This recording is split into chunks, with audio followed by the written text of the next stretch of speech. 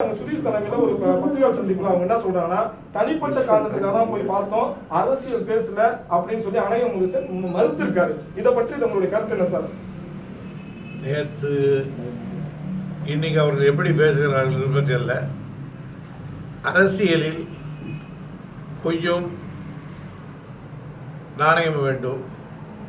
நேற்று என்னிடத்தில் அந்த கட்சியுடைய துணைத் தலைவர் அருமை நண்பர் மோகன்ராஜ் அவர்கள் என்னோடு பேசினார். இன்னும் சொல்ல போனால் என்னுடைய ஃபோன் நம்பர் அவரிடத்தில் இல்லை. சேலத்தில் என்னுடைய நண்பருக்கு ஃபோன் பண்ணி அவர் என்னை கேட்டால் அவங்க நம்பர் தரலாமான்னு கொடுத்து பேசினார். அடுத்து நண்பர் சுதீத் அவர்கள் ஃபோனில் என்கிட்ட பேசினார். இந்த மாதிரி நான் பார்க்கணுன்னா நான் வர்றேன், யாரோ ஒரு மந்திரியை பார்த்துட்டு இல்லைன்னு சொல்லிட்டு வர போகிறேன்னு சொல்லிட்டு வந்தார். சுதீரும் மோகன்ராஜ் வருவார்னா நான் வந்தேன். என்னோடு ராணிப்பேட்டை எம்எல்ஏ காந்தி அவர்கள் இருந்தார். என்னோடு டாக்டர் ஜெகத்ரட்சகன் அவர்கள் இருந்தாங்க. அப்போது வந்தாங்க. எனக்கு அவங்க பேர் எனக்கு யாருன்னு தெரியல உள்ளபடியே. அவர் வந்தவர் செங்கல்பட்டில் எம்எல்ஏவாக இருந்தார், ஆலன் முருகேசன். ஜெகத்ரட்சனுக்கு அவர் தெரியும். வாங்கிட்டு என்ன மொட்டை அடிச்சுட்டு இருக்குன்னு கேட்டார். ஏதோ ஒரு காரணத்தை சொன்னார். எனக்கு அதுக்கு எனக்கு அதிகமாக பண்ண அவருக்கு பழக்கம் இல்லை. வந்தவர்கள் கூட ஒருத்தர் வந்தார், அவர் யாருன்னு எனக்கு தெரியல. 2 பேர் என்ன சமாச்சாரம்னு கேட்டாங்க. இது மாதிரி சொன்னாங்க. இது மாதிரி இப்போ எல்லாரும் கொடுத்து முடிச்சுட்டுமே இப்போ வந்திருக்கீங்களே, என்னால் முடியாதுன்னாங்க. எப்படியாவது பண்ணுங்கன்னாங்க. என்னால் ஒன்றும் முடியாதுங்க, இருக்கிற நிலைமை, எங்கள் தலைவர் ஊர் இல்லை அப்படின்னு சொன்னால் அதான் திருப்பி பேசினாங்க. திருப்பி பேசிட்டு போயிட்டாங்க. அவ்வளோதான். இதில் வந்துட்டு என்ன பிரச்சனை? அணைய முருகன் மறுக்கிற மாதிரியே சுதீஷும் மறுக்கிறார். அவர் உங்கள்கிட்ட தொலைபேசி தொடர்பு கொண்டிருக்காரு, ஆனால் அவரும் மறுக்கிறாரு அரசியல் பேசலாங்கிற விஷயத்துல. சுதீத் என்னோட பேசினாரு. அவர் மீது நான் மரியாதை வச்சிருக்கிறவன். எங்கள் ஊருக்காரு. அவரே இப்படி பேசுவாருன்னு நான் எதிர்பார்க்கல.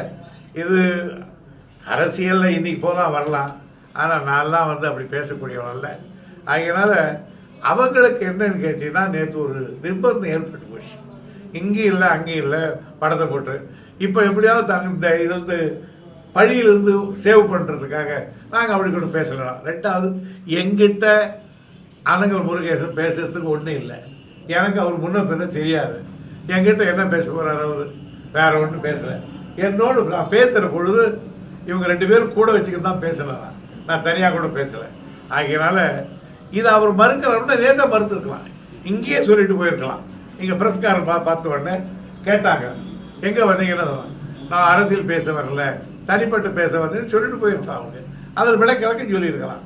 ஆனால் இன்றைக்கி எல்லாம் நடந்து போகிறதுக்கு சொல்லும்போது பாவம் அவர்கள் நிலைமையை பார்த்து நான் பரிதாபப்படுவது வேறு சொல்லுவேன். நீண்ட காலமாகவே திமுகவுடன் அவர்கள் பேச்சுவார்த்தை ஈடுபட்ட நிலை கடைசியில், அதாவது அதிமுக கூட்டணி முடிவாகுன்னு எதிர்பார்த்த சூழலில் அவசரமாக திமுகவோட பேச்சுவார்த்தை நடத்துறது என்ன நிலை? அவங்களுடைய பேச்சுவார்த்தை நடைமுறைகள்லாம் ஒரு நியாயமானது தானே? அதை பற்றி நான் பதில் சொல்ல விரும்பலை. ஆனால் ஒன்று கேட்டேன், ஏன் நீங்கள் இப்போ லேட்டாக வந்தீங்க, திடீர்னு எங்கள் பக்கம் வரணும்னு. அதுக்கு அவங்க சொன்னார், நான் முருகேசன் சொன்னார், இது மாதிரி மேலே இருக்கிறவங்கெல்லாம் ஏடிஎம்கே கூட போகணும்னு முடிவு பண்ணாங்க. ஆனால் எங்கள் மாவட்ட கழக செயலாளர் கூட்டத்தில் ஒட்டுமொத்தமாக டிஎம்கே கூட போகணும்னு தான் சொன்னாங்க. ஆகினால எங்கள் தலைவர் என்ன சொன்னார் அப்படின்னு கேட்டார். எங்கள் தலைவர் அப்படின்னா போங்கன்னாரு. நான் அப்போ கூட கேட்டேன், உங்கள் தலைவருக்கு தெரியுமான்னு. எங்கள் தலைவர் தான் அனுப்பிச்சாருன்னாரு. சுதீர் என்கிட்ட பேசினாருப்பா, இவங்க 2 பேரும். அதனால உங்கள் துணைத் தலைவருக்கு தெரியுமான்னு அவரும் என்கிட்ட சொன்னார். அவங்க 2 பேருமே என்கிட்ட வரணும்னு தான் சொன்னாங்க. அதுக்கிடையில் இவங்க பேசிட்டு போயிட்டாங்க. ஏன்னா அவங்க அந்த இதில் எல்டப் பண்ணிட்டாங்க. அந்த மினிஸ்டரை பார்க்கறது அந்த இதெல்லாம் தகவல் எல்லாம் போயிட்டாங்க. ஆகையினால என்னுடைய மதிப்புக்குரியவர் தான் மோகன்ராஜ், என்னுடைய நண்பர் தான் சுதீர். ஆக இவங்க 2 பேரும் எனக்கு தெரியாது. அவர்கள் இது இப்படி ஒரு மாற்றி சொல்லுவார் என்று நான் கொஞ்சம் கூட எதிர்பார்க்கல. நான் ஒரு நிமிஷம் பற்றி பேசுறேன். அதனால அதை பற்றி நான் பரிதாபப்படுவதை தவிர வேற ஒண்ணு இல்லை. அங்க மாவட்ட செயலாளர் கூட்டம் முடிவடைந்து ஒரு 4 நாள் கழித்து இங்க திமுக விட்ட அவங்க மாவட்ட செயலர் இந்த கருத்தை கூறினாங்கன்னு பேச வேண்டிய சூழல். சார், எனக்கு சம்பந்தமே இல்லை. அவங்களும் பேசலாம்.